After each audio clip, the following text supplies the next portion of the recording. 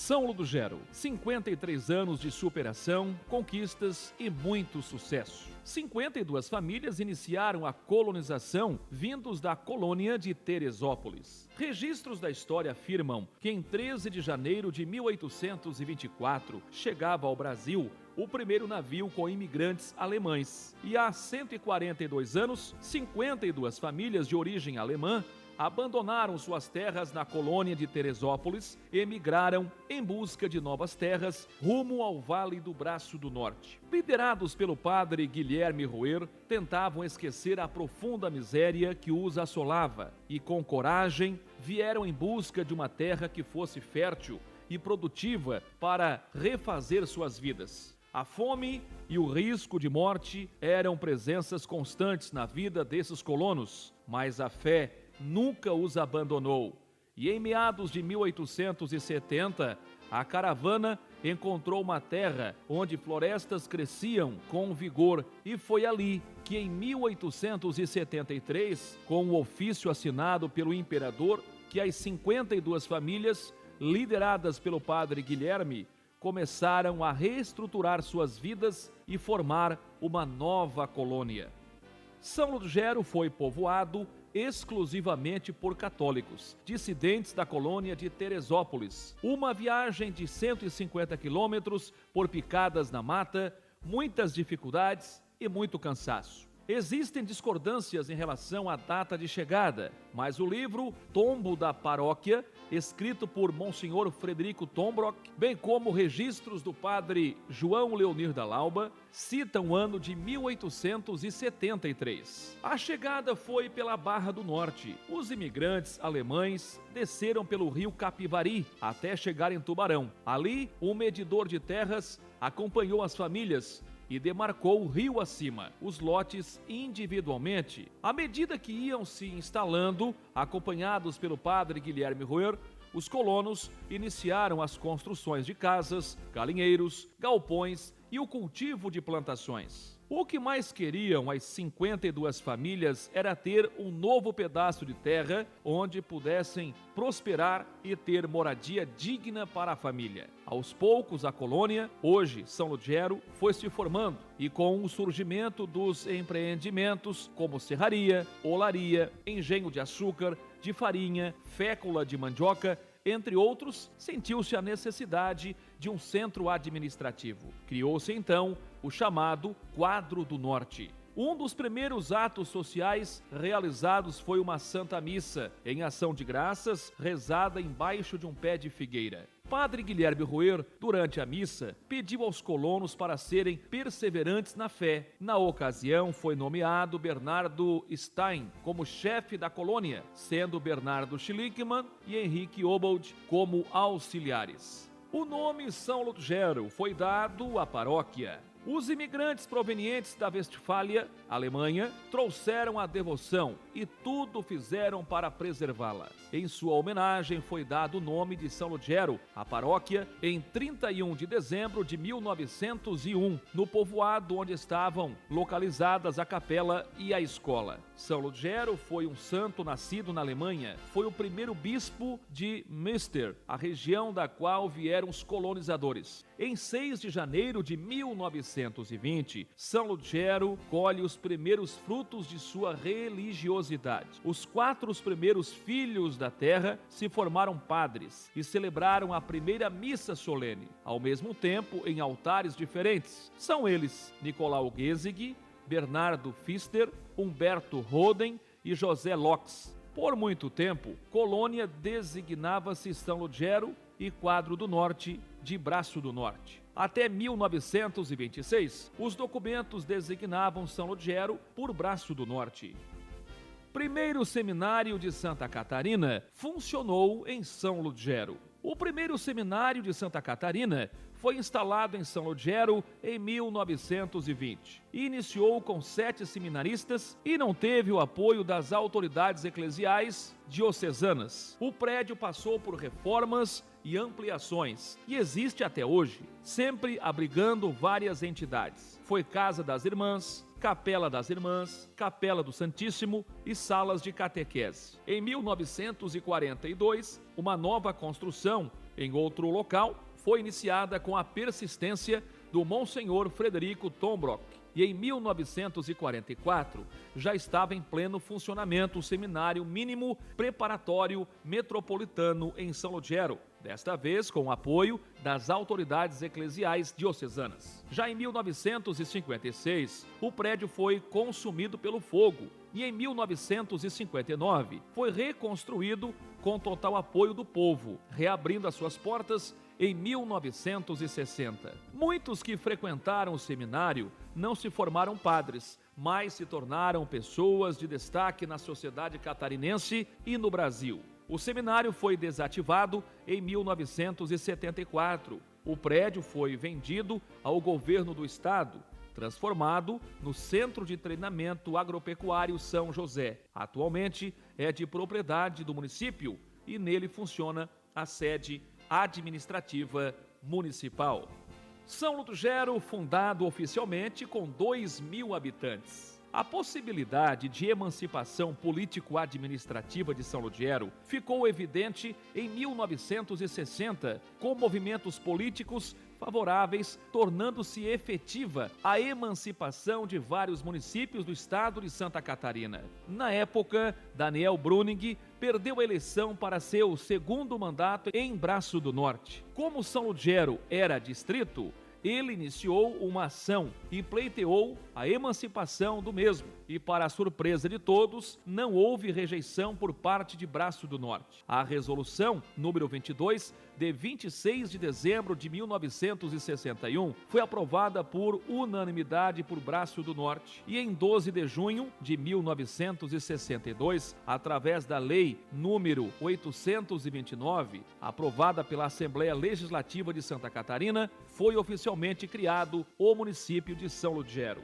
Como prefeito provisório foi nomeado Turíbio Schmidt, que preparou o município para as primeiras eleições a prefeito e vereadores. As eleições aconteceram em 7 de outubro de 1962 e Daniel Bruning foi eleito prefeito e empossado no cargo no dia 31 de janeiro de 1963. Na ocasião, 7 vereadores foram eleitos e empossados. Dos 2.000 habitantes na época, registro este com base na Lei número 15, de 1º de fevereiro de 1963, que institui o Plano de Ações do município para o quinquênio 1963 a 1964. 1.600 pessoas residiam na área rural e 400 no perímetro urbano. A área demográfica era de 42 quilômetros quadrados. Os alemães, em segredo, articularam e conseguiram aumentar o território.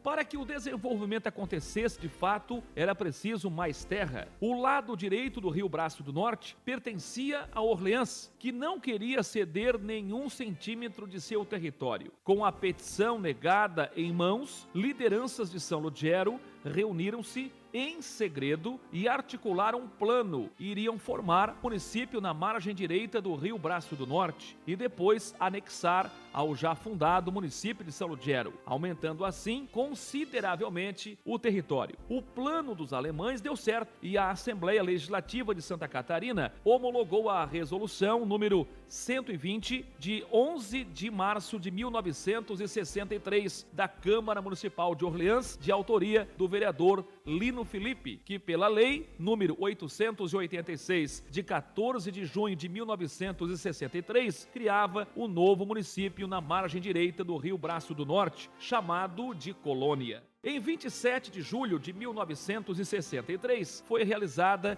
a solenidade de instalação do referido município, sendo indicado Martinho Nils para o cargo de prefeito provisório, o qual ocupou o cargo até 25 de novembro de 1963. Antônio Felipe foi eleito o primeiro prefeito de Colônia, com 7 vereadores, todos desenvolvendo suas ações até 31 de janeiro de 1964. Dando continuidade ao plano dos alemães, constituído o município de Colônia, era hora de anexar ao município de São Ludgero. A Câmara realizou várias reuniões e até final de dezembro de 1963 foi colocado em discussão e aprovação por 3 vezes o projeto de resolução de incorporação do município de Colônia ao município de São Ludgero, sendo aprovado pela maioria dos vereadores. Através da resolução número 5, a Câmara Municipal de São Ludgero acatou e aprovou a anexação, passando o município de 42 quilômetros quadrados para 107 quilômetros quadrados. A energia elétrica trouxe desenvolvimento e qualidade de vida. O cenário do município de São Ludgero mudou para melhor quando, às 15 horas do dia 9 de agosto de 1963, na Câmara Municipal, foi fundada a Cooperativa de Eletricidade Rural de São Ludgero e Responsabilidade Limitada, conhecida atualmente como Segero. A energia elétrica, através da cooperativa, fez crescer não só o comércio, mas sim trouxe qualidade de vida para as pessoas e fez alavancar o setor industrial. Sair das lamparinas de querosene foi mais um momento histórico. Naquela época, a energia elétrica tinha como base um gerador instalado em uma pequena represa, restrito a poucos que, posteriormente, a demanda foi suprida com energia transmitida através de redes do município vizinho de Tubarão. A qualidade da energia elétrica ao longo dos anos foi melhorando, períodos difíceis e obstáculos foram superados, e desta forma garantiu-se cada vez mais o desenvolvimento no meio urbano e rural, bem como a tão sonhada qualidade de vida e o progresso. Filósofo Humberto Roden, um filho legítimo de São Ludgero. Humberto Roden, mundialmente conhecido, nasceu em São Ludgero no dia 31 de dezembro de 1893. Foi filósofo, educador, teólogo e humanista. Filho de Johannes Roden e Diana Locks. Precursor do espiritismo universalista, escreveu mais de 100 obras. Um monumento foi erguido em sua homenagem. A Biblioteca Municipal recebeu seu nome e registros permanecem vivos nas repartições públicas do município, bem como no acervo do Museu da Colonização Huberto Brunig Schlickmann, localizado no centro da cidade. O filósofo faleceu em São Paulo em 7 de outubro de 1981 e o repatriamento de seus restos mortais aconteceu em 2000, com translado para o cemitério municipal de São Ludgero. Granja Varmelin foi a primeira grande geradora de empregos, receita municipal e fomentou o município nas décadas de 80 e 90. Em 1970, nascia em São Ludgero a Granja Varmelin, de propriedade do respeitado Alberto Varmelin. Em pouco tempo já era a empresa que mais gerava emprego e receita para a prefeitura municipal. No auge do negócio, chegou a produzir e comercializar 100 mil quilos de suínos por mês para diversos frigoríficos. Em 1978, a empresa, por determinação do governo, teve que sacrificar toda a sua produção devido à peste suína africana. Então, a granja entra com força total na produção de aves de corte. O mercado era próspero e, no ápice da produção, chegou a bater 600 mil quilos por mês. Alberto era um homem de poucas palavras e muito observador. As pessoas tinham um misto de respeito e medo do empreendedor. Bastava um olhar ou uma arranhada mais forte na garganta para todos saberem que ele não estava gostando de algo. Mas era um homem muito bom. A empresa chegou a ter 200 colaboradores diretos, além dos indiretos, e em torno de 40 integrados na região. O fundador faleceu e os filhos assumem definitivamente os negócios. Diante de uma crise, mas que, visualizando uma expansão ainda maior no futuro, financiamento e viabilizando e com a perspectiva de superação, em 1994, a empresa decide aceitar o mercado Santa Mônica como sócia, mas diante do sistema econômico do Brasil, no período que resultou numa receita que não cobria os custos de produção, intensificado por mais alguns agravantes, a Granja Varmelink praticamente encerra o seu ciclo em 1998.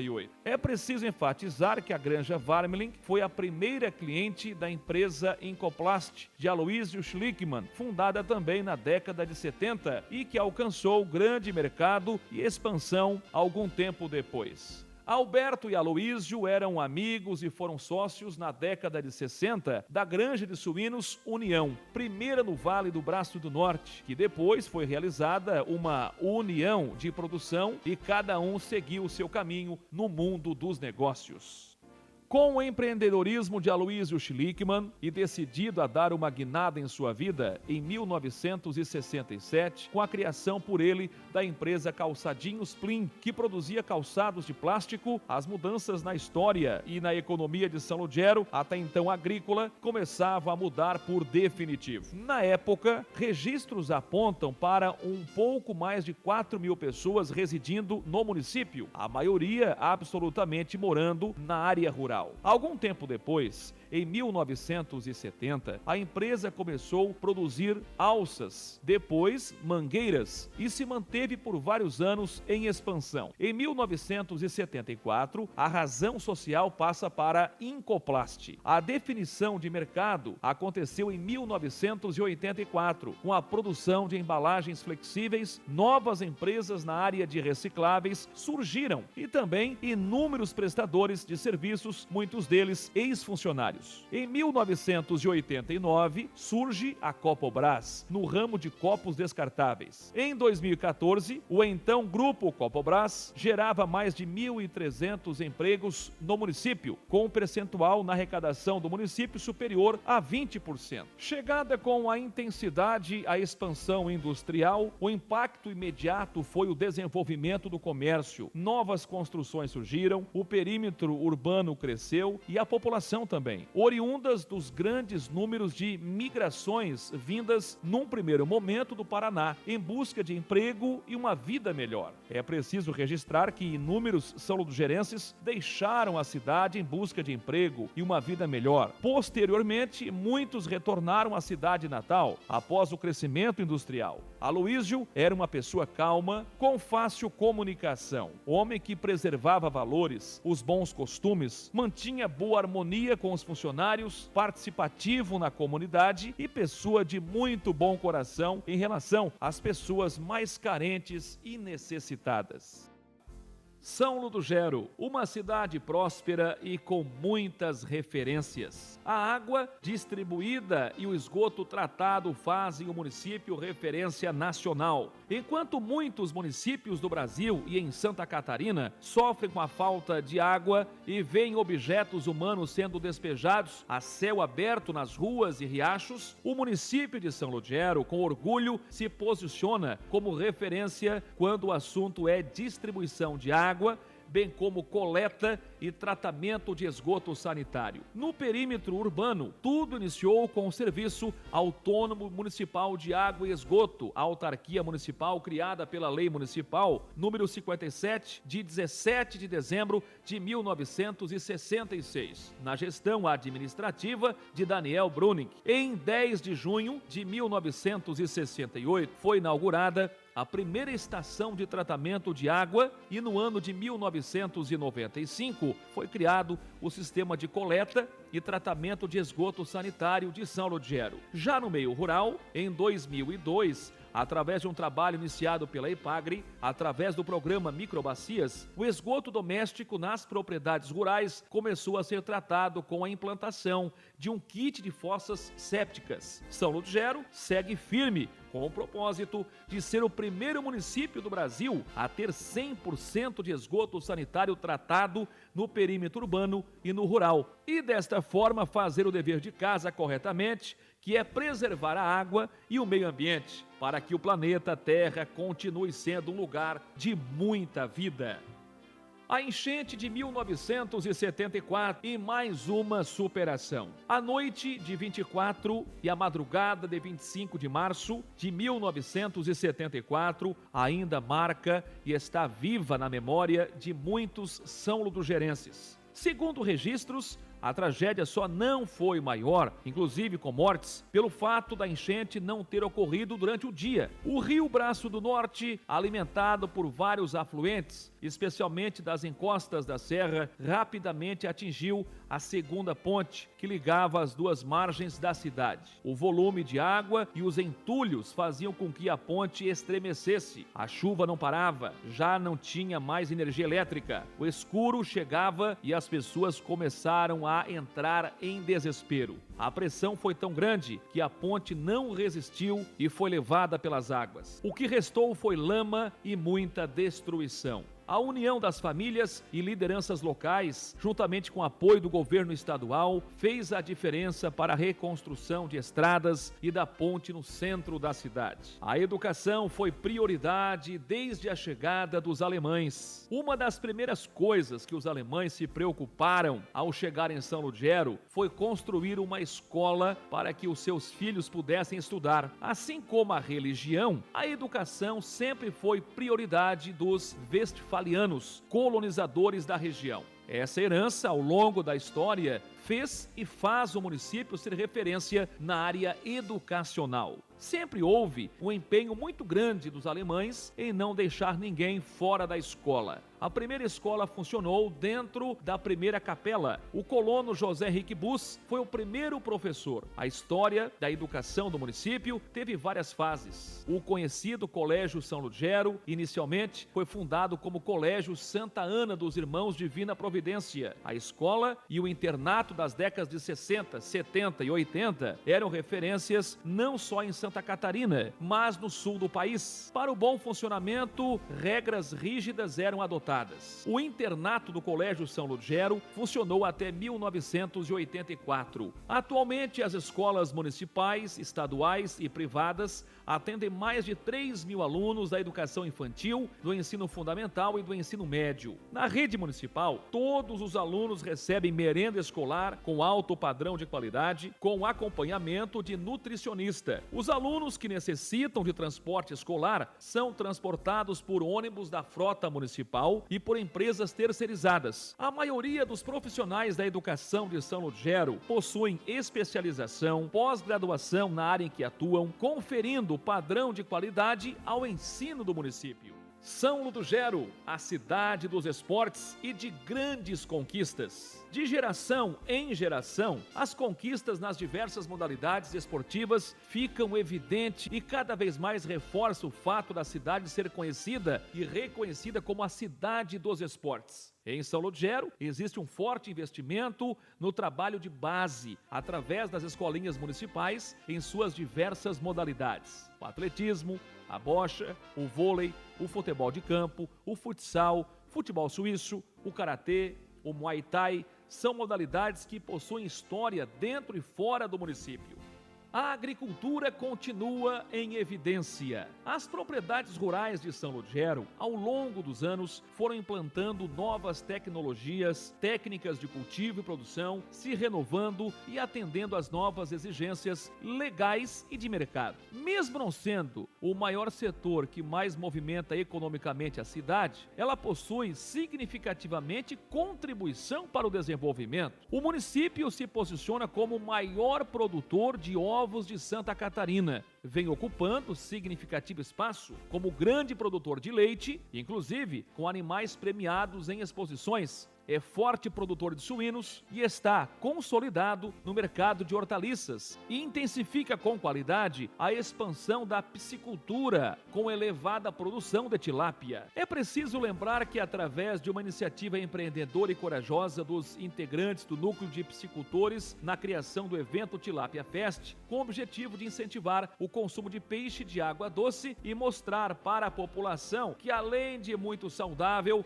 o peixe não se consome somente frito. O futuro da atividade sinaliza avanços promissores. A Feira de Produtos Coloniais deixa claro o potencial das famílias. É preciso lembrar que é realizado um grande trabalho de conscientização com as famílias rurais em relação à importância de ações preventivas em relação à sanidade animal. O crescimento industrial avança o progresso da cidade. São Ludgero possui um grande número de empresas no segmento de produção de descartáveis plásticos, embalagens recicláveis, madeireiras, prestadoras de serviços, fabricação de rações, entre outros. O ranking em geração de empregos é liderado pelo Grupo Copobras. Qualidade no que é produzido na cidade faz com que inúmeras empresas sejam referência na comercialização de seus produtos em todo o Brasil. Emprego resulta em renda, que significa comércio em geral aquecido. Os lojistas buscam estarem bem atualizados, com grande variedade, competitividade em relação a preços e a capacitação da equipe para cada vez mais melhorar o atendimento.